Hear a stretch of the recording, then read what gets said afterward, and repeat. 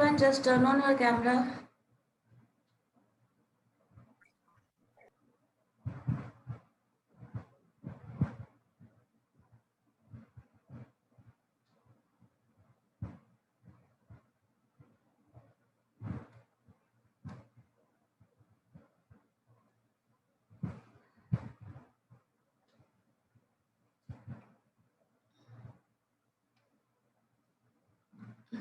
किसी को कुछ पूछना है? सारे ट्रांसपोर्टेशन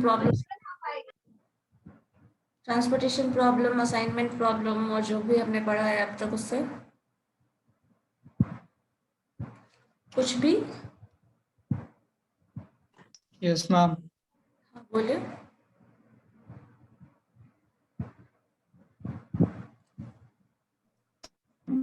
टिप्स बता दीजिए। क्या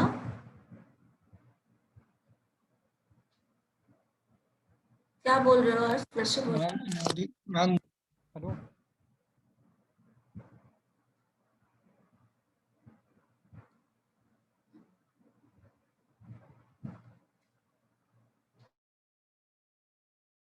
You have muted yourself.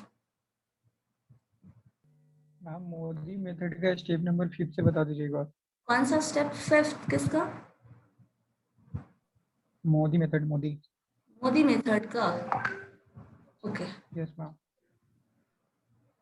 चलो ठीक है, 1 मिनट।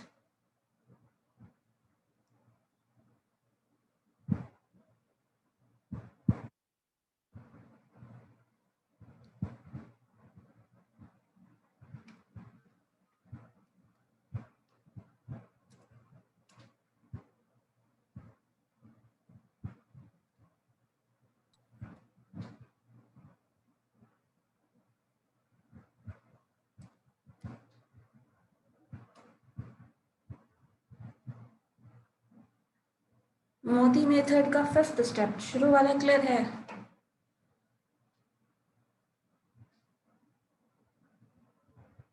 मैम उसमें एक चीज और बता दीजिएगा कि जनरेट और डीजनरेट का कंडीशन को कैसे चेक करते हो। अच्छा, जेनरेसी एंड डीजेनरेसी। Yes ma'am. और नीरज वेटिंग में मैम। 1 मिनट।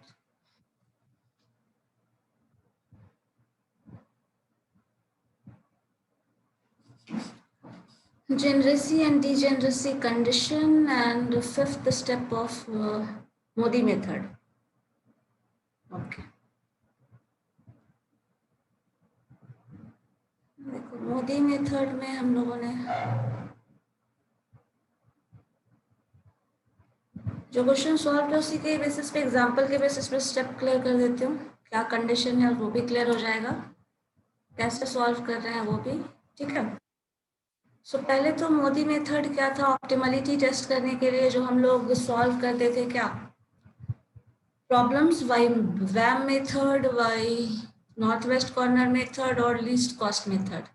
उसमें आपका जो टर्म है, देखो, अगर नंबर ऑफ ऑक्यूपाइड सेल, पहले हम लोगों को मोदी मेथड में पहला स्टेप हम लोग करते थे, कंडीशन चेक करते थे, वो जेनरेसी और डिजेनरेसी वाला। तो अगर ये value number of cell m जो था, number of row, number of column ले लो, so number of row and number of column -1, अगर ये जो आता है वो इक्वल टू ऑक्यूपाइड सेल हो जाता है तो हम लोगों को नॉन डिजेनरेसी कंडीशन मिलता है।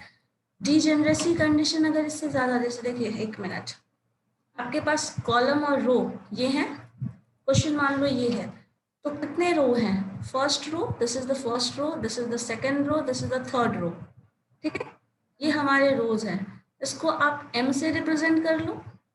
ये जो टर्म है vertical, this is the first column, second column, third column and fourth column, ये आपका कॉलम्स है। सो रो m एंड n, जो भी रो और कॉलम को आप m n कुछ भी कंसिडर कर सकते हैं, कुछ ऐसा नहीं है कि रो को आप m ही कंसिडर करो, कॉलम को n ही कंसिडर करो। जो कंडीशन है ये इसी पे डिपेंड है। अब देखो, कंडीशन ऑफ डिजेनरेसी क्या है? वो ये बताता है जो number of row plus number of columns -1 होगा, ये नंबर अगर नंबर ऑफ ऑक्यूपाइड सेल के बराबर आता है तो जो सॉल्यूशन हमें मिलता है वो नॉन डीजेनरेट होता है, ठीक है। और नंबर ऑफ ऑक्यूपाइड सेल क्या है, जो आप इसको सॉल्व करेंगे, ऑप्टिमलिटी टेस्ट करेंगे तो पहले हम क्वेश्चन सॉल्व कर चुके होते हैं। ऑप्टिमम केस तब आता है जो सॉल्यूशन हमें मिला है उसे चेक करना होता है। तो जहां एलोकेशन है, देखो ये सेल है जिसमें एलोकेशन हुआ है, ये 5 यूनिट एलोकेशन हुआ है। ये सेल है जिसमें 2 यूनिट एलोकेशन हुआ है। ये भी सेल है जिसमें एलोकेशन पॉसिबल है किया हुआ, ये भी एक सेल है जिसमें एलोकेशन पॉसिबल मतलब किया हुआ है 7 है। यहाँ भी आपने 10 का एलोकेशन किया है और यहाँ भी आपने 8 का एलोकेशन किया है। ये जो एलोकेशन किया हुआ है वो कितने कॉलम कितने सेल में किया हुआ है वो काउंट करो। So this is 1 2 3 4 5 and 6। ये 6 में सेल में एलोकेशन किया हुआ है। अगर ये 6 इस डिजेनरेसी कंडीशन को सेटिस्फाई करता है, दैट मीन्स 6 ऑलरेडी यहाँ आया हुआ है और जो एलोकेशन है वो भी 6 में है, तो जो आपको सॉल्यूशन मिलेगा that is non degenerate solution. और हमें जो टर्म चाहिए था, सॉल्यूशन जो मिलना है वो हमें डिजेनरेट सॉल्यूशन के फॉर्म में मिल गया। अब इसके बाद आपको क्या करना था, कंडीशन बस इसी से चेक करना है, जो सॉल्यूशन है वो इतना होना चाहिए। अगर ये है तो कंडीशन ऑफ डिजेनरेसी है, अगर नहीं है ये इक्वल टू 6 नहीं आता, सपोज कुछ और आ जाता, 7 आता, 8 आता या फिर कुछ भी और नंबर होता, 3 होता, तो डिजेनरेसी कंडीशन को सेटिस्फाई नहीं कर रहा होता। सेकेंड स्टेप में हम लोगों ने इसी रो और कॉलम को जो सम करके निकाल रहे हैं, ये इस पूरे को U1 से रिप्रेजेंट कर रहे हैं, इस टर्म को कॉलम रो को फर्स्ट रो को U1 से रिप्रेजेंट कर रहे हैं, सेकेंड रो को U2 से, थर्ड रो को U3 से, फर्स्ट कॉलम को V1 से, सेकेंड कॉलम को V2 से, थर्ड कॉलम को V3 से, फोर्थ कॉलम को V4 से। इस तरह से रिप्रेजेंट करके आपने यहाँ लिखा। सेकेंड स्टेप, रो और कॉलम का नेमिंग किया हुआ है।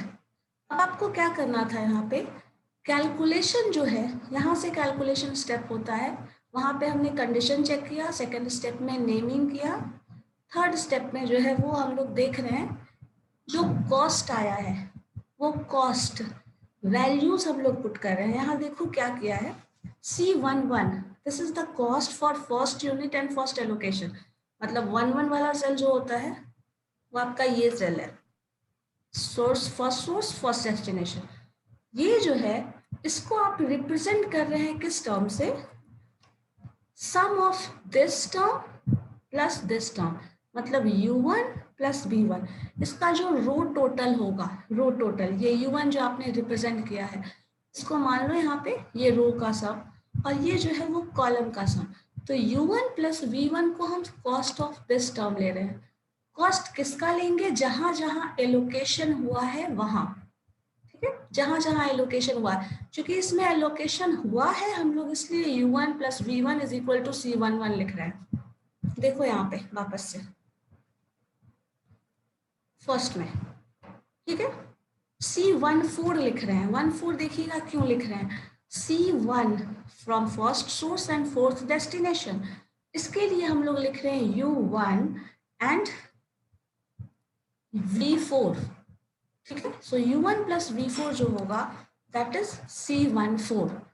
इस तरह से सारे कितने के लिए आएगा, जितना भी आपने एलोकेशन किया है, नंबर ऑफ ऑक्यूपाइड सेल, जहां पे एलोकेशन हुआ है हम उन सब के लिए कॉस्ट का ये फंक्शन तैयार किए हैं, ये फंक्शन जनरेट किया गया है इस तरह से। इस फंक्शन को जनरेट करने के बाद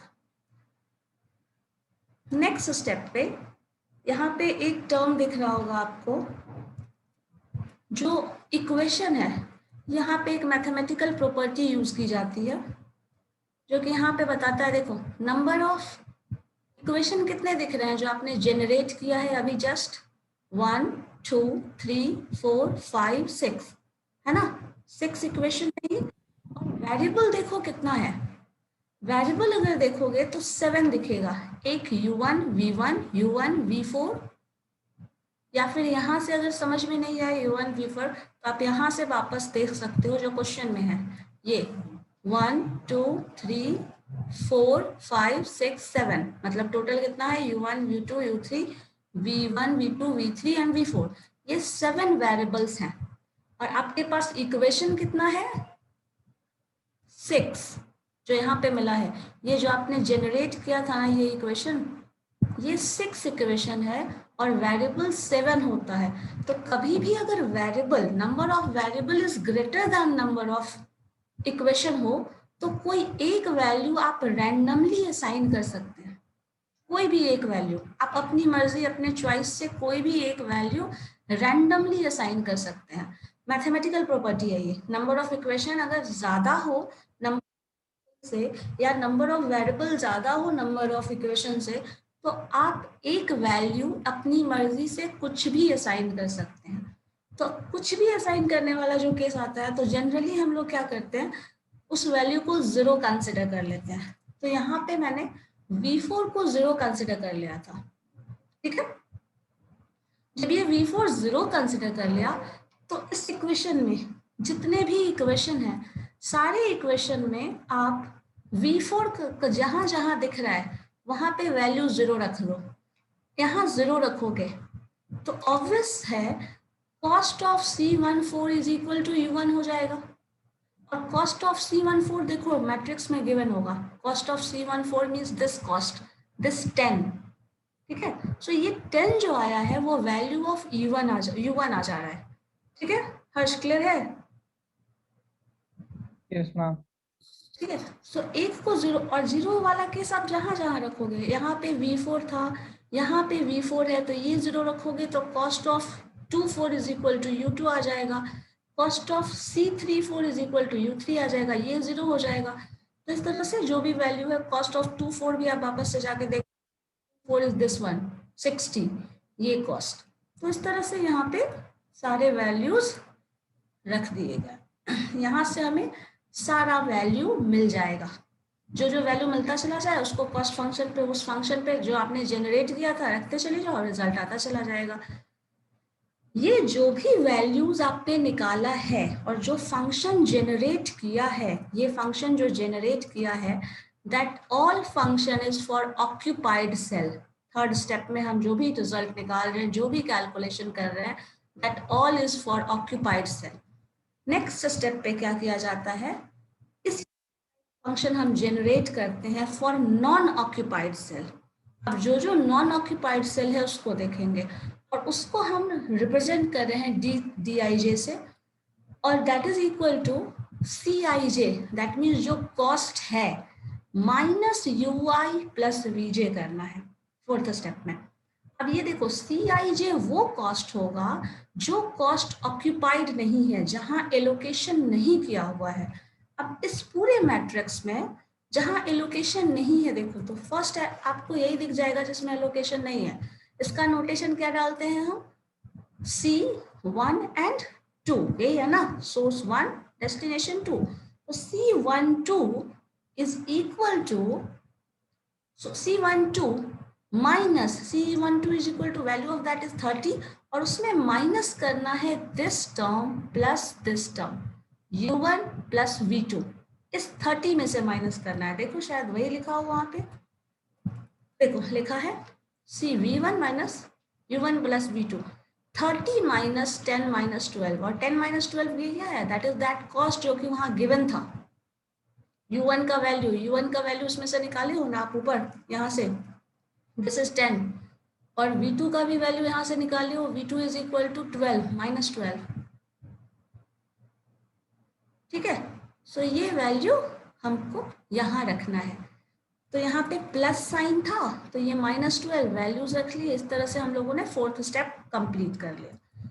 नेक्स्ट स्टेप पे करना है फिफ्थ में जो आपको कंफ्यूजन है, फॉर इम्प्रूविंग द सॉल्यूशन। अब देखो यहाँ पे प्रॉब्लम तब होती है, ये जो आपने ये नॉन ऑक्यूपाइड सेल निकाल लिया, यहाँ पे एक कॉम्प्लिकेशन है। सारा नॉन ऑक्यूपाइड सेल का जो कॉस्ट, ये जो D22 आ रहा है, ये जो D आ रहा है, ये हमेशा पॉजिटिव होना चाहिए, लेकिन यहाँ एक वैल्यू है जो कि नेगेटिव आ जा रहा है और यही हमारे लिए कॉम्प्लिकेशन क्रिएट कर रहा है। तो जो वैल्यू यहाँ नेगेटिव आ रहा है वो वैल्यू हमें फिर से इम्प्रूव करना पड़ेगा इस सेल के लिए। तो ये कहाँ पे है, देखो D22, D22 मीन्स यहाँ पे source to destination to this 30, यहाँ पे हमें इम्प्रूवमेंट की जरूरत है। यही इम्प्रूवमेंट करने के लिए जो 5th स्टेप है वो बता रहा है, फॉर इम्प्रूविंग द सॉल्यूशन। और why there is a need of improvement, because ये वैल्यू जो है दैट इज नेगेटिव, ठीक है। अब यहाँ -18 आ गया है, तो अब आपको ये करना है फॉर इम्प्रूविंग द सॉल्यूशन। यहाँ पे कैसे इम्प्रूव करते हैं, हमें कंस्ट्रक्ट करना है एक क्लोज पाथ कंस्ट्रक्ट करना है जो कि स्टार्ट होगा जिसमें ये वैल्यू नेगेटिव आया है, मतलब 2 cell, source to destination to, और पास कराना है, कहीं से भी आप पास कराओ, और पास करा के जहां से लाओगे वो एंड होकर यहीं आना चाहिए, क्योंकि क्लोज्ड पाथ है। क्लोज पाथ मीन्स जहां से शुरू हुआ है वो वापस आके बंद हो जाए, ब्लॉक हो जाए पूरी तरह। दूसरा कुछ ऐसा नहीं टर्म आए कि वो ओपन है कहीं से, तो ब्लॉक करने के लिए इस तरह से बनाना है। अब देखो जो टर्म आया है, देखो यहाँ पे आपको, यहाँ पे सारा नंबर्स नहीं लिखा हुआ है, this is the first cell, second, third, fourth, 1 2 3, तो यहाँ पे 2 वाला सेल जो है यहाँ से शुरू हुआ है, 2 यहीं शुरू हुआ था, दिस वाज द 30, और यहाँ से हमें कंडीशन क्या होता है इस तरह के स्टेप को फॉलो करने के लिए, क्लोज पाथ। आप जहां से शुरू करोगे दैट मस्ट बी पॉजिटिव, ठीक है, जहां से शुरू करोगे वो हमेशा पॉजिटिव होना चाहिए। और जहां पे ये स्ट्रेट लाइन जा रहा है और टर्न कर रहा है, ठीक है, जो टर्न कर रहा है वहां पे हमेशा ऑक्यूपाइड सेल होना चाहिए। ये ऑक्यूपाइड, आप शुरू कहाँ से किए थे, जो नॉन ऑक्यूपाइड सेल था वहां से, लेकिन जहां से ये कहीं से भी जा सकता है, बट जहां टर्न करेगा, टर्निंग पॉइंट होगा जहां पे, वहां पे वो हमेशा ऑक्यूपाइड। फिर से देखो यहाँ वापस आए, यहाँ से इधर टर्न कर रहा है, तो ये भी एक ऑक्यूपाइड सेल है। यहाँ से स्ट्रेट जा रहे हैं, या ये भी एक ऑक्यूपाइड सेल है, वापस यहाँ आ रहे हैं, ऑक्यूपाइड सेल है। अगर ऐसा होगा तभी क्लोज पाथ कंस्ट्रक्ट करेंगे। ये क्लोज पाथ कंस्ट्रक्ट करने का तरीका है, तभी करना है, वहां से माइनस नेगेटिव साइन जहां मिला था वहां से शुरू करो, पाथ फॉलो करो, जहां लेकर आओगे, जहां से टर्न करोगे वहां ऑक्यूपाइड होना चाहिए, जहां से दोबारा फिर से टर्न करोगे ऑक्यूपाइड होना चाहिए, यहाँ पे फिर से टर्न करोगे ऑक्यूपाइड होना चाहिए। ऑक्यूपाइड मीन्स वहां एलोकेशन, जैसे यहाँ देखिए 2 एलोकेटेड है, यहाँ 10 एलोकेटेड है, यहाँ भी 8 एलोकेटेड है। जहां एलोकेटेड नहीं होगा वहां से पार्ट्स को टर्न नहीं कराना। साथ में जहां से शुरू किए हैं वहां पॉजिटिव साइन, जहां नहीं किया है मतलब उसके बाद नेक्स्ट सेगमेंटेशन में जाएंगे, मतलब दिस इज द फर्स्ट है तो फर्स्ट में positive, then negative, then again positive, then again negative, इस तरह से हमें फॉलो करना है। मैम 7 से भी तो टर्न करा सकते थे ना, वहाँ पे भी तो एलोकेशन है ना। यहाँ से टर्न करा सकते थे, तो टर्न कराएंगे तो आगे कहाँ पाथ जाएंगे, आगे पाथ जाने का टर्न ऑप्शन नहीं दिख रहा है ना, इसलिए क्लोज लिया।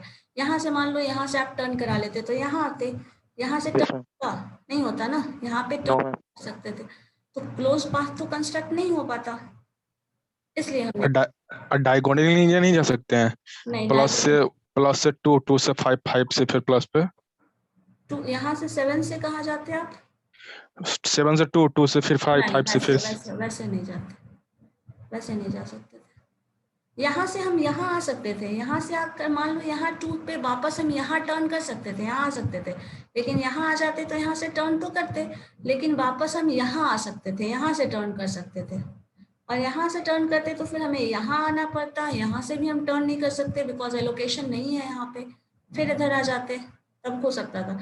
बट यहाँ से ऊपर तो जा सकते थे, यहाँ पे आ सकते थे, यहाँ से स्ट्रेट इधर भी जा सकते थे, यहाँ से टर्न करते तो यहाँ भी एलोकेशन नहीं है, तो और ऑप्शन हमारे पास नहीं था।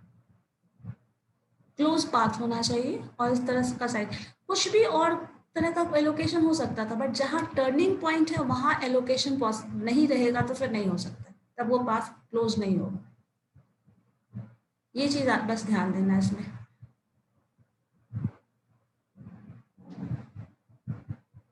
मैम पॉजिटिव और निगेटिव साइन का मतलब वैल्यू मतलब दोनों मतलब दो गो पॉजिटिव साइन है तो दो गो निगेटिव साइन है, ऐसा होना जरूरी है मैम? नहीं, ऐसा जरूरी नहीं है, अल्टरनेटिव चलना है, first positive then negative then positive then negative, फिर पॉजिटिव हो जाएगा। अगर इससे ज्यादा टर्निंग होगा तो इक्वल नहीं होना जरूरी नहीं है, इक्वल हो जाता है तो ठीक है, नहीं होगा तो भी कोई दिक्कत नहीं है। ठीक है, अल्टरनेटिव शुरू करना है, जहां से शुरू कर रहे हो वहां से पॉजिटिव दो, फर्स्ट टर्निंग नेगेटिव दो, नेक्स्ट टर्निंग पॉजिटिव दो, नेक्स्ट नेगेटिव दो, इस तरह से करना है। ठीक है, क्लियर है? Yes ma'am. चलो, इसके बाद वही चीज करना था, जहां पे आपका मिनिमम वैल्यू नॉन एलोकेटेड में आ जाइए, ऐड 2 कर रहे हैं। 2 ही क्यों ऐड कर रहे हैं हम?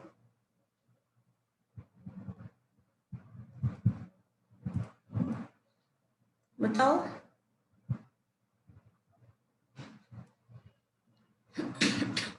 Tell me.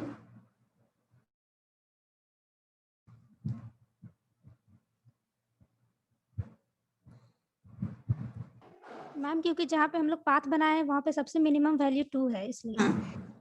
जो मिनिमम वैल्यू है वो हम लोग ऐड करेंगे, जहां प्लस साइन है वहां, और जहां नेगेटिव साइन है वहां सब्सट्रैक्ट करेंगे। तो ये 2 ऐड करना है इस एलोकेशन में, इसमें जो भी टर्म होगा वहां ऐड करेंगे, मतलब यहाँ एलोकेशन पहले नहीं था तो ये एलोकेशन हो जाएगा, और इसमें है तो वो रिमूव हो जाएगा। इस तरह से x11 का वैल्यू ऑलरेडी 5 है, देखो यहाँ पे लिखा हुआ है। सेकेंड यहाँ पे 2 है, x14 2 लिखा हुआ है, यहाँ पे एलोकेशन नहीं था बट हमने ऐड किया है तो 2 एलोकेशन हो गया है। तो x22 इज 2, x23 देखें तो आपके पास 2 and 3 क्या होगा, ये 7। नेक्स्ट है x32, so 32 is this one 8। अच्छा, यहाँ सब्सट्रैक्शन हुआ है, 8 था तो 2 हो गया, सब्सट्रैक्ट क्योंकि माइनस साइन है तो 6 हो जाएगा। 3 4 यहाँ पे ऐड होगा, 10 ऑलरेडी है तो ऐड होगा 2 तो 12। तो इस तरह से एलोकेशन होके जो नया टेबल आया है वो ये है। ठीक है, अब इसके बाद हमें क्या करना था, फिर से वही काम करना है। ये सॉल्यूशन तो हमें मिल गया but we don't know whether this solution is optimal और नॉट। तो ऑप्टिमलिटी चेक करने के लिए फिर से अगेन हम लोग वही स्टेप फॉलो करेंगे जो कि हम लोगों ने किया हुआ है।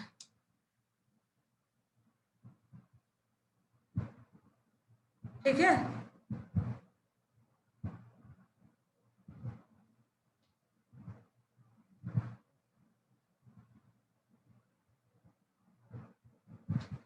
बोलो कोई प्रॉब्लम है? अब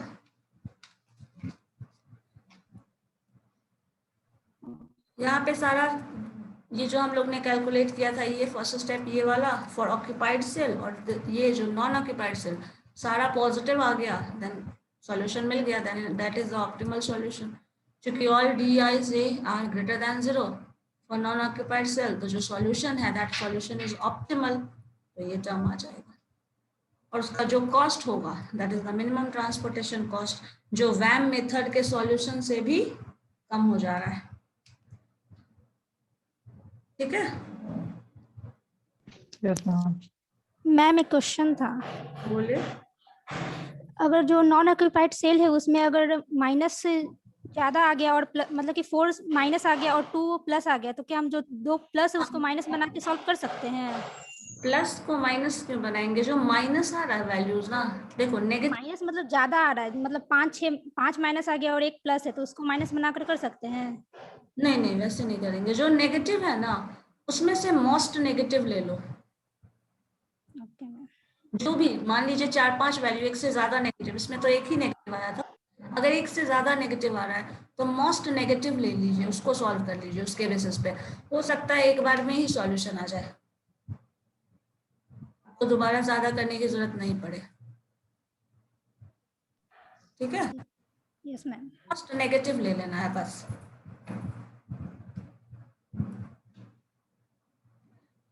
चलो ठीक है, क्लियर है? मैम अगर 0 आ जाएगा तो मैम तो 0 ग्रेटर नहीं है ma'am? Greater than equal to word है ना, इक्वल टू भी है, 0 है तो कोई प्रॉब्लम नहीं, नेगेटिव नहीं होना चाहिए। 0 ग्रेटर दैन इक्वल टू बात करें, dij must be greater than equal to 0। 0 है तो कोई प्रॉब्लम नहीं, 0 से कम नहीं होना चाहिए, ग्रेटर दैन है तो ऑप्टिमल सॉल्यूशन मिल चुका है। ठीक है, और यस मैम।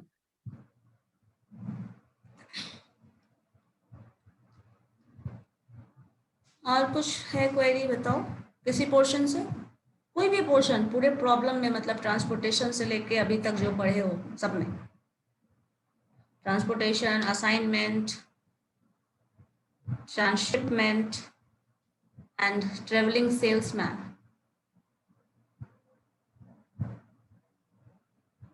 नहीं कुछ?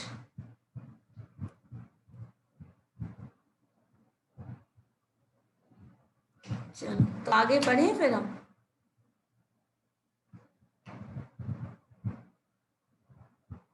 बताइए।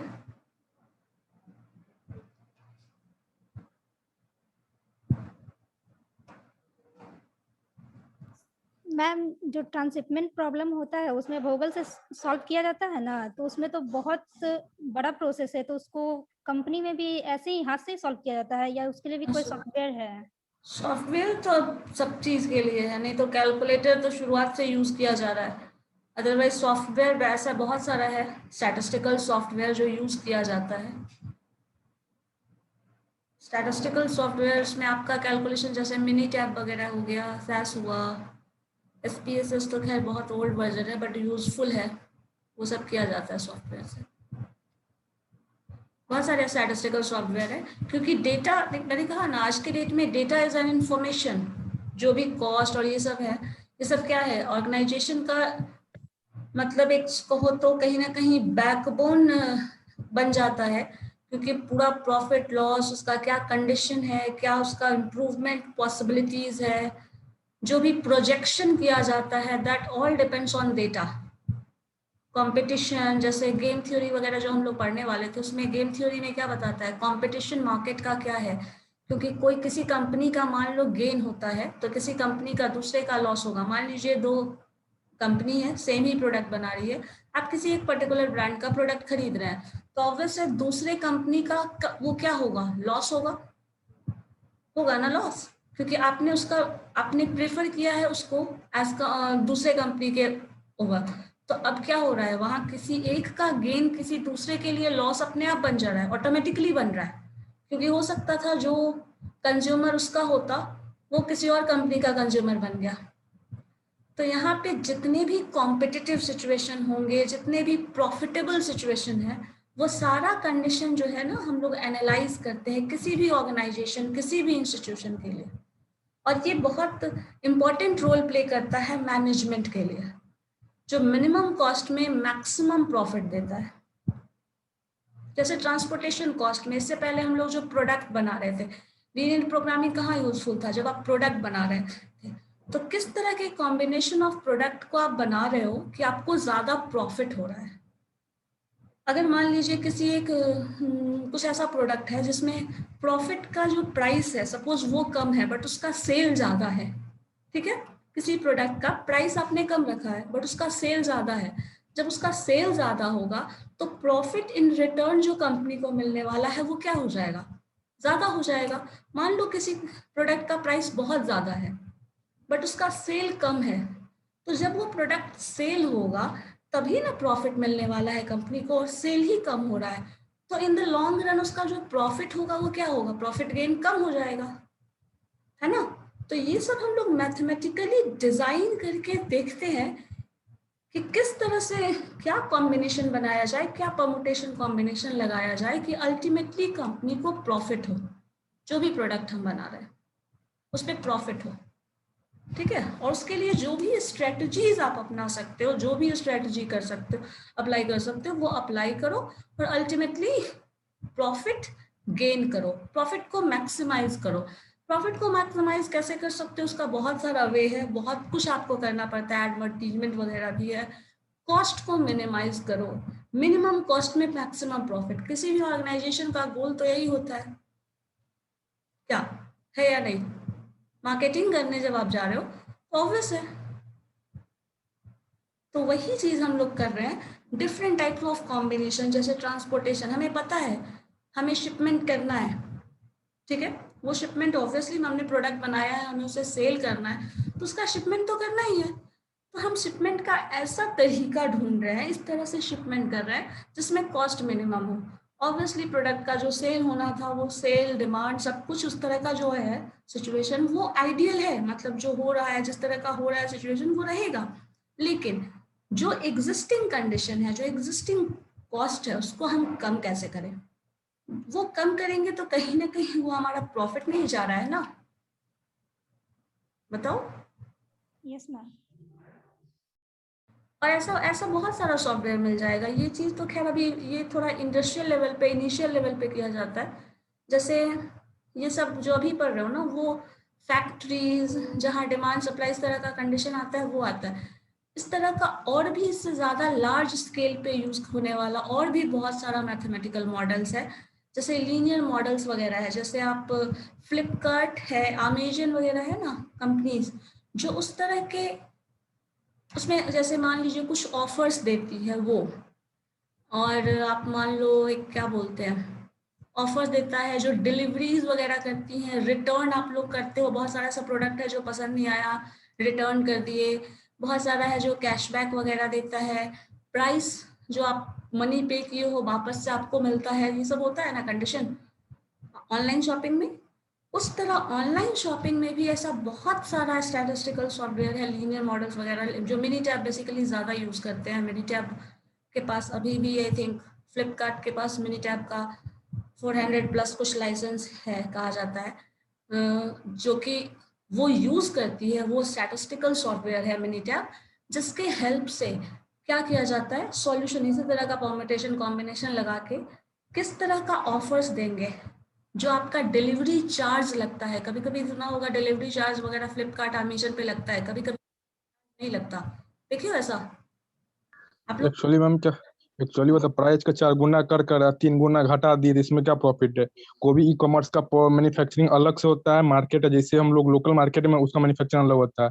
हाँ वही हाँ अब रेट देखिएगा, हॉर्लिक्स का फ्लिपकार्ट पर कुछ अलग रहेगा, मार्केट में कुछ अलग रहेगा, तो हाँ, दोनों तो का डिफरेंस अलग है। तो कूपन इसमें देने से नहीं है, कस्टमर को बुड़बक बना रहा है कि हम इतना में ये कर रहे वो कर रहे हैं, बस यही है बहुत ई सारे, कॉमर्स प्लेटफॉर्म, हाँ और कुछ नहीं है। बहुत सारे केसेस में वो बेवकूफ बनाता है, लेकिन बहुत सारे केसेस में देखिएगा ना, कभी कभी आपको थोड़ा प्रॉफिट भी दिखेगा कहीं कहीं, लेकिन वो इस तरह का कॉम्बिनेशन बनाता है ना, वो प्रॉफिट तो तब होता है बल्क प्रॉफिट भी में कहीं भी लेते हैं। दिखता है, प्रॉफिट भी दिखता है कहीं, तो वहां पर क्वालिटी का भी और क्वांटिटी भी वहां पर अच्छा नहीं रहता है। हाँ, वो चीज भी आ जाता है वो। जैसे आप कोई भी मॉल में चले जाइए, जब बिस्कुट का था 2 खरीदिए 1 फ्री, कुछ ना कुछ इसमें डैमेज रहता है, 2 पर 1 फ्री। कोई कंपनी नहीं है कि आप 2 खरीदिए 1 फ्री में हाँ, तो आपको दे देगी। वही चीज हो है ना, तो वो बल्क में जब लेते हैं तब उसका कॉस्ट मिनिमाइज पर हो जाता है। जैसे देखो, बल्क में कभी कभी होता है ना, जो आप बोल रहे हैं वो कुछ हद तक सही है, लेकिन कुछ चीज में ऐसे भी मान सकते हो, थोड़ा अगर पॉजिटिव वे में लेना चाहो तो। जैसे कोई भी चीज आप शिपमेंट कर रहे हैं, सपोज सेल कर रहे हैं, प्रोडक्शन कुछ भी कर रहे हैं, अगर आप बल्क में कर रहे हैं तो कहीं ना कहीं वो चीज थोड़ा आपका कॉस्ट है वो मिनिमाइज हो जाता है। अगर वहां पे कॉस्ट मिनिमाइज हो जाता है, तो अगर बल्क में लेते हो तो उसका कॉस्ट कहीं ना कहीं मिनिमम पड़ता है, थोड़ा कम पड़ जाएगा। आप जो अगर एक एक इंडिविजुअली ले रहे हैं उससे वो कम पड़ जाता है। लेकिन हाँ, जो ये जो आपने ये कहा शिपमेंट, जैसे देखो मान लो, अगर मान लो आपको कुछ मंगवाना है बाहर से, अगर एक चीज मंगा रहे हो, सपोज कोई लेके ही आ रहा है, तो आप एक साथ अगर 10 आइटम मंगा लिए तो आपका कॉस्ट क्या हो जाएगा, कहीं ना कहीं मिनिमाइज तो हो रहा है ना। वो मिनिमाइजेशन का यूज करके वो अपना प्रॉफिट मैक्सिमाइज उसको करना है, एज ए मैनेजमेंट लेवल और एडमिनिस्ट्रेशन लेवल पे उसको अपना प्रॉफिट मैक्सिमाइज करना है, कॉस्ट को मिनिमम करना है, ये देखना है उसको। सबसे पहला स्टेप तो वो अपना फायदा सोचेगा, आपका फायदा तो पहले बाद में वो सोचने वाला है। पहला फायदा तो वो अपना सोचने वाला है ना। जब वो पहला फायदा अपना सोचेगा तो कहीं ना कहीं कॉस्ट और क्वालिटी का जो है टर्म जरूर कहीं ना कहीं रिस्की हो जाता है। लेकिन जो आइडियल कंडीशन है, जहां प्रोडक्ट की क्वालिटी और कॉस्ट दोनों के साथ आप कॉम्प्रोमाइज नहीं करना चाहते, उस केसेस में भी कहीं ना कहीं बेनिफिट हो सकता है बाय दीज मॉडल्स, अगर कंपनी ऑनेस्ट है तो। जैसे देखो ट्रांसपोर्टेशन कॉस्ट में भी हम लोगों ने देखा था, हम लोगों ने एक ही क्वेश्चन को नॉर्थ वेस्ट कॉर्नर मेथड से, एक ही क्वेश्चन को लीस्ट कॉस्ट मेथड से, एक ही क्वेश्चन को वैम मेथड से, और फिर से उसका मॉडिफिकेशन कराया जो अभी मोदी मेथड से कर रहे थे। प्राइस में कितना वेरिएशन आया था, चेक किए थे आप लोग, नोटिस किया था ये चीज? कहाँ 1015 रुपीज आ रहा था for north west corner method, least cost method में 800 समथिंग आ रहा था, 783 और समथिंग आ रहा था वही वैम मेथड, और मॉडिफाइड मेथड्स जो कर रहे थे ये वाला ऑप्टिमलिटी टेस्ट, उसमें 743 आ रहा था। अब बताओ अप्रॉक्स 300 तो दिख रहा है, कॉस्ट मिनिमाइज हुआ, दिख रहा है? बताइए, नोटिस किया था ये कि नहीं? Yes ma'am. अब इस कॉम्बिनेशन से जब हम देख रहे हैं तो कॉस्ट तो मिनिमम हो रहा है। अब इसका बेनिफिट कंपनी आपको दो तरफ से दे सकती है अगर चाहे तो, या तो वो पूरा का पूरा कॉस्ट अपने बेनिफिट के लिए रख ले, मतलब जो भी कम हुआ कॉस्ट वो पूरा का पूरा अपने फायदे के लिए रख ले, या फिर ऐसा कर सकती है कि उसका कुछ परसेंट बेनिफिट आपको दे, कुछ परसेंट बेनिफिट खुद रखे। तो इससे दोनों का फायदा हो सकता है। आइडियली ये हो सकता है या नहीं, पॉसिबल है या नहीं, ये बताओ।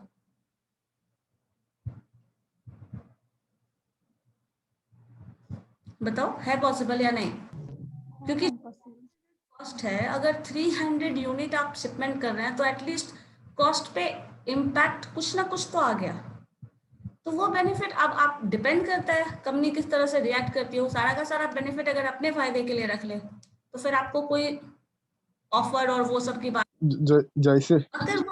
जैसा भी एग्जांपल देख ले सिचुएशन में, सरकार अपना गवर्नमेंट लगा रही है कि पेट्रोल डीजल के रेट और तेल के रेट बढ़ाएंगे तो आदमी के बेसिक नीड्स है, इससे हमारा वैक्सीन का जो फ्री में दे रहा है उसका कॉस्ट मेरा यूटिलाइज हो जाएगा। तो प्रॉफिट कहीं सरकार अपना तो कहीं रुपया नहीं लगा रही है।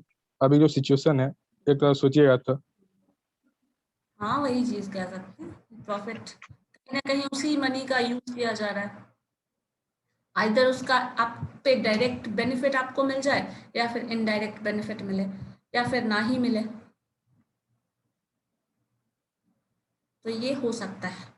लेकिन अगर इस तरह का टेक्निक आप यूज करते हैं एज अ मैनेजमेंट, जैसे टाइम मैनेजमेंट का भी बात करो, इस तरह से आप कॉम्बिनेशन जो ये मॉडल्स जो हम लोग पढ़, ये इंडस्ट्रियल वे में फायदा दे सकता है कहीं ना कहीं, जो प्रैक्टिकली पॉसिबल है, इसलिए हम लोग यूज करते हैं। इसमें बहुत सारा मेथड है और इससे भी ज्यादा मेथड्स है जो हम लोगों ने पढ़ा नहीं है, बट वो भी बहुत ज्यादा है जो यूज होता है, और इससे बहुत लेंथी मेथड्स हैं, बट तो अप्लाई करने के लिए हमें स्टैटिस्टिकल सॉफ्टवेयर की जरूरत पड़ती है। वो हम लोग डायरेक्टली ऐसे यूज नहीं कर सकते, मैनुअली उसे नहीं कर सकते। ये सब तो मैनुअली कर भी ले रहे हैं, बट वो सारे केसेस में हम लोग नहीं कर सकते। और ये जो जितना स्मॉल अभी देख रहे हैं, जो मैट्रिक्स वगैरह देख रहे हैं, तो बहुत ज्यादा शिपमेंट, बहुत ज्यादा कॉस्ट, बहुत ज्यादा कैलकुलेटिव आपको अभी फिलहाल नहीं मिला है। जब ये एक्चुअल प्रॉब्लम होगा तो डिमांड उतना कम, कॉस्ट उतना कम, सप्लाई उतना कम तो नहीं मिलेगा ना, बताओ मिलेगा? अगर पिक्की ब्लाइंडर्स क्या हो रहा है, किसकी तरफ से आवाज आ रही है? अंकित,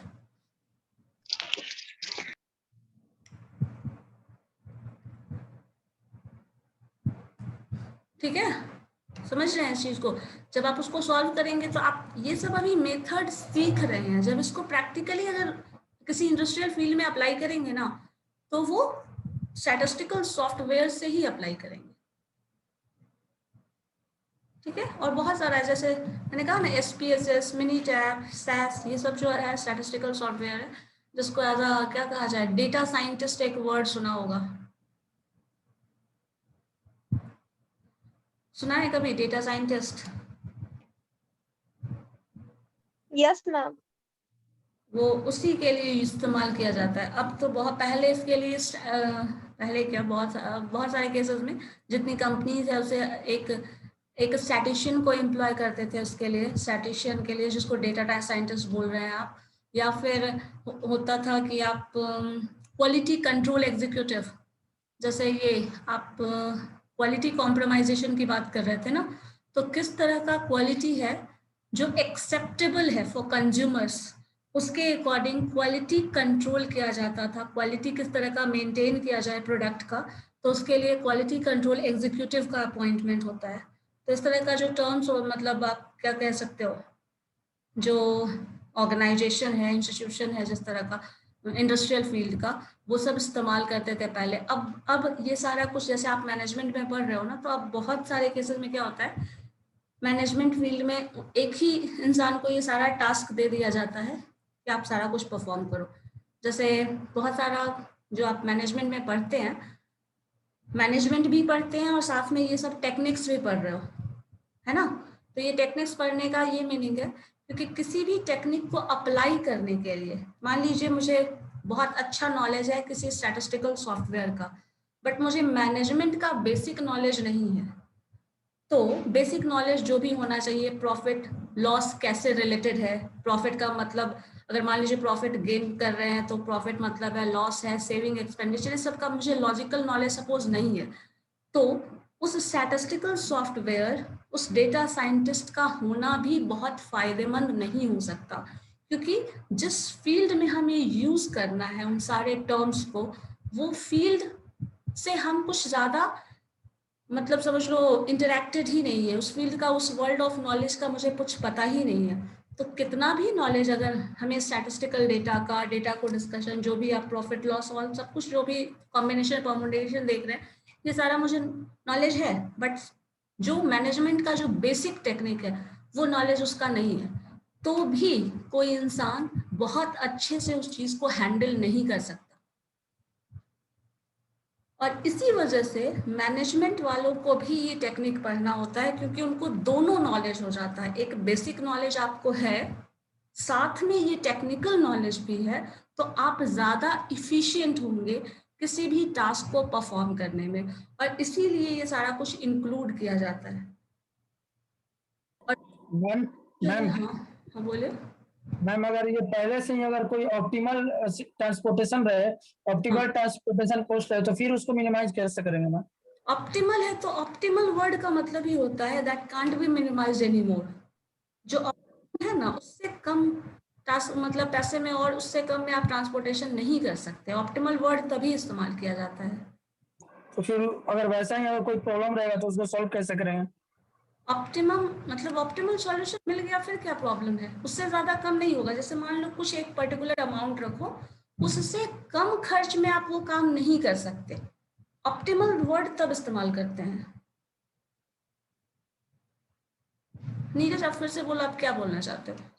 मैम, अगर कोई ऑप्टिमल पहले से कॉस्ट ऑप्टिमम है, तो अगर फिर अगर हम चाहते हैं कि वो कॉस्ट और रिड्यूस हो, तो वो कैसे करेंगे?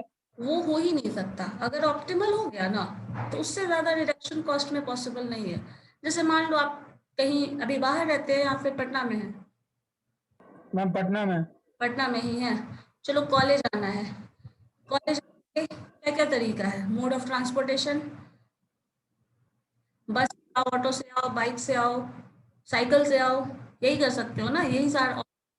इसमें जिसमें मिनिमम कॉस्ट पड़ेगा उससे भी मिनिमाइज करना चाहोगे, पैदल आ जाओ, इससे भी ज्यादा मिनिमाइज कॉस्ट नहीं किया जा सकता ना।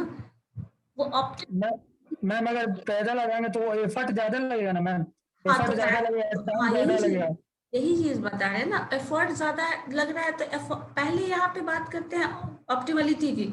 अगर पता है वो पॉसिबल नहीं है, तो आपके पास वही दूसरा ऑप्शन है, साइकिल, या फिर चलो बाइक ही ले लेते हैं। तो बाइक से जा रहे हैं तो मिनिमम कॉस्ट उसी में पॉसिबल है, और उससे ज्यादा उसको मिनिमाइज नहीं किया जा सकता। हम किसी से लिफ्ट ले सकते हैं ना? क्या ले सकते हैं? हाँ, लिफ्ट ले सकते हैं, वो भी ऑप्शन है।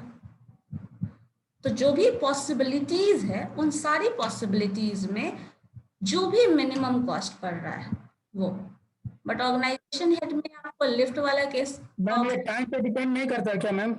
टाइम पे डिपेंड करता है अकॉर्डिंग टू जो डिमांड और सोर्स का सप्लाई था उस पे। तो इसीलिए तो हमारे पास दिया रहता है, एग्जिस्टिंग कंडीशन दिया रहता है ना, इस कंडीशन में ये पॉसिबिलिटीज है। अब जो भी मोड ऑफ ट्रांसपोर्टेशन यूज करो, जो भी पॉसिबिलिटीज है, उसका कॉस्ट गिवन है कि अगर हम जाएंगे तो हम इस मोड ऑफ ट्रांसपोर्टेशन को यूज करेंगे, तो कॉस्ट गिवन होता है ना। जैसे मान लीजिए यहाँ से हमें कोई भी शिपमेंट करना है, तो आप कोई भी particular mode of transportation fix कर लो, उसका कॉस्ट जो भी पड़ेगा वो कॉस्ट मैट्रिक्स दिया रहता है ना आपके पास, टाइम कंडीशन सब कुछ एनालाइज करके वो कॉस्ट मैट्रिक्स आप डिजाइन करते हैं। टाइम, क्वालिटी, जो भी पर्टिकुलर सिचुएशन है, अवेलेबिलिटी, सब कुछ डिफाइन करके वो कॉस्ट मैट्रिक्स डिजाइन किया जाता है। तो उसको कॉस्ट मैट्रिक्स को डिजाइन करने के पहले भी बहुत सारा होमवर्क होता है।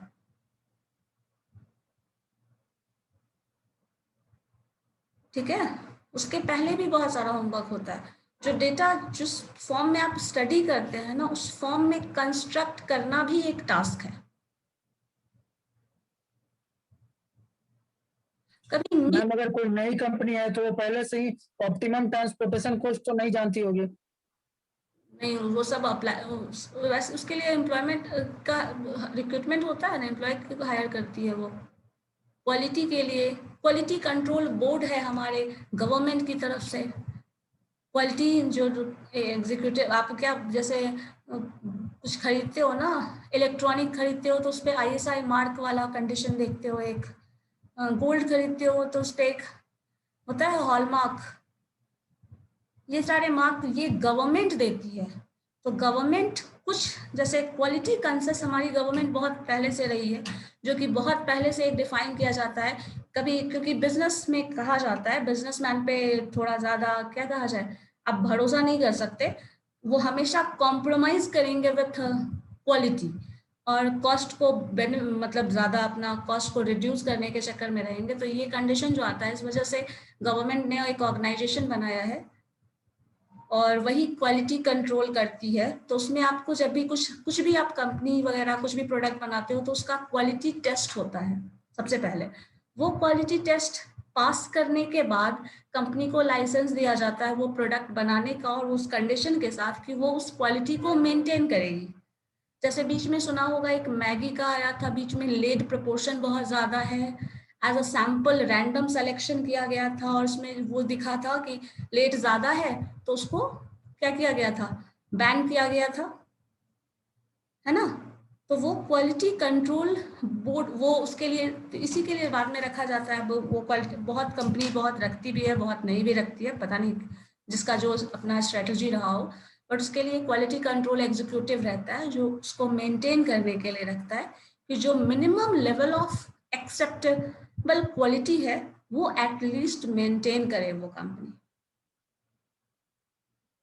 ठीक है, इसके लिए गवर्नमेंट की तरफ से भी ये प्रेशर होता है।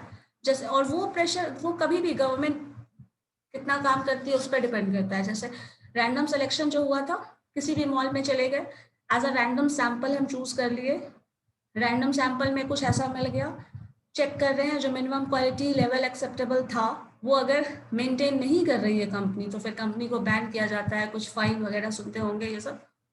जो ये बहुत मतलब मैगी वाले में तो बहुत ज्यादा सुना होगा आपने, हुआ था ना बीच में, बैन हो गया था कंप्लीटली। Yes ma'am. हाँ, तो उस तरह का होता है। तो क्वालिटी मेंटेन करने का काम गवर्नमेंट का होता है। जैसे मूवीज वगैरह में भी सुनते होंगे कि बोर्ड आता है, क्या सेंसर्स बोर्ड, वो रिमूव कराती है कुछ, ये होना चाहिए समथिंग कंडीशन, तो वो सारा क्वालिटी मेंटेन करने के लिए ही गवर्नमेंट की तरफ से ये इम्प्लीमेंट किया जाता है। क्योंकि बिजनेस में मैंने कहा ना, बिजनेस ऑर्गेनाइजेशन पे ये हमेशा रहता है कि वो कुछ भी करेंगे for their benefit, minimising their cost, increasing their profit, जो भी करेंगे तो उसके अकॉर्डिंग क्वालिटी का ये चीज देते हैं फैक्टर।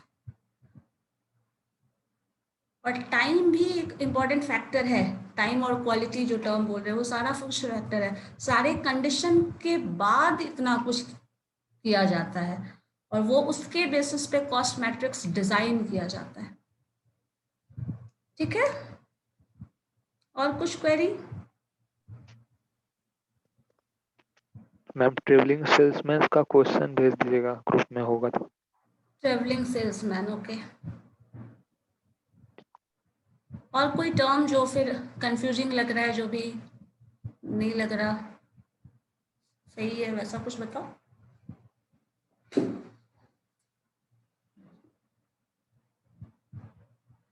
ये सब कुछ जो प्लान है ना, दैट आर, एक कहा जाए देखो मैथमेटिकल एग्जैक्टली अगर कुछ करेक्ट है, बहुत कुछ आप मैथमेटिकल टर्म्स नहीं अप्लाई कर सकते एग्जैक्टली किसी भी पर्टिकुलर सिचुएशन में, लेकिन जहां पे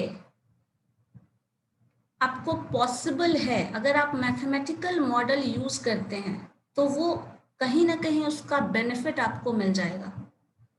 और वो जो बेनिफिट मिलने वाला है वो ये श्योर है कि जितनी भी पॉसिबिलिटीज हैं उन सारी पॉसिबिलिटीज को एनालाइज करके आप एटलीस्ट ऐसा एक पॉइंट, ऐसा एक सिचुएशन ढूंढ सकते हैं जहां पे आपको अल्टीमेटली ऐसा सिचुएशन मिलने वाला है, ये प्रॉफिट होने वाला है और वो एग्जैक्टली होगा, वो कंडीशन जरूर मिल जाएगा।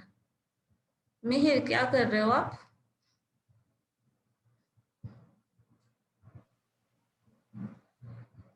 ठीक है,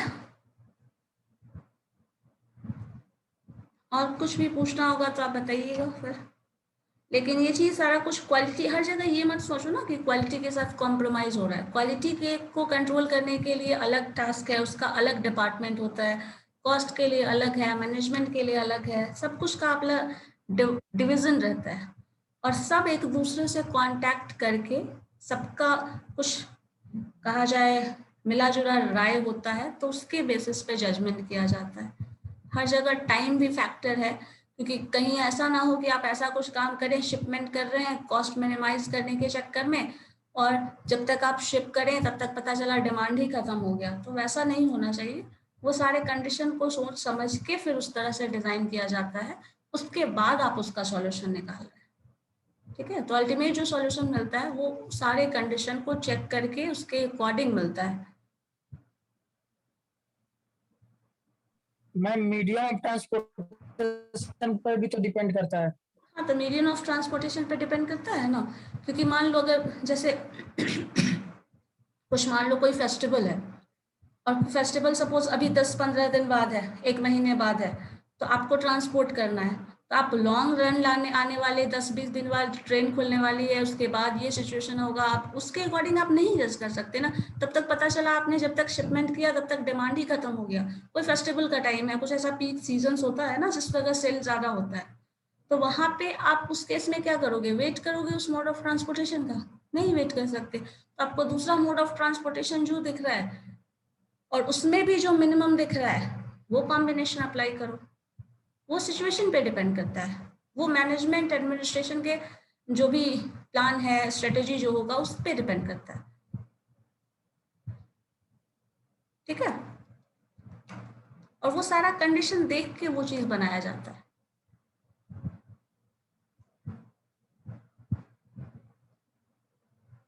ओके देन, इसके बाद क्लास है आप लोगों की? यस मैम, 12-15 से। चलो ठीक है, फिर अब नेक्स्ट डे हम लोग क्या करें बताइए? New topic ma'am. New topic शुरू करें? गेम थ्योरी है, फिर वो मार्केट के कॉम्पिटिशन्स की बात करता है। अभी तक जो था हम लोग इंटरनल देख रहे थे सिचुएशन। पहले सबसे पहले लीडर मॉडल में क्या देख रहे थे? प्रोडक्ट का कॉम्बिनेशन, किस तरह का प्रोडक्ट बनाए जिसमें बेनिफिट ज्यादा हो। उसका एग्जांपल आप ये रख सकते हो, अगर मान लो किसी प्रोडक्ट का मिनिमम कॉस्ट ही है, बेनिफिट कम है सपोज उस पर, और हम लोगों को सेल ज्यादा है सपोज, तो उसको ज्यादा उसका प्रोडक्ट बनाएंगे। ऑब्वियसली वो प्रोडक्ट ज्यादा बनाएंगे, सेल ज्यादा हो रहा है, तो ultimately in return long run पे हमको बेनिफिट ज्यादा मिलने वाला है। जिसका कॉस्ट सपोज उस तरह से आया है, तो उसके केस में हम करें तो दूसरा केस कंडीशन आ जाएगा। इसी तरह का कॉम्बिनेशन बनाने का है। फिर नेक्स्ट में ट्रांसपोर्टेशन, ट्रांसशिपमेंट, सेल्स, ये सब देख रहे हैं, वो कॉस्ट उसको मिनिमाइज कर रहे हैं। अब इसके बाद जो है, अब हम लोगों ने कंपनी के अंदर का सारा प्रॉब्लम सॉल्व कर लिया, then competition in the market देख रहे हैं। गेम थ्योरी में वो देखते हैं, मार्केट का कंपटीशन है, उसको हम लोग मैथमेटिकली कैसे टैकल करेंगे। ठीक है, तो अब तक का जो प्रॉब्लम था that is with in company, और अब जो है वो 2 डिफरेंट कंपनीज के कंपटीशन की बात कर रहे हैं। ओके देन, शुरू करेंगे फिर नेक्स्ट डे नेक्स्ट टॉपिक।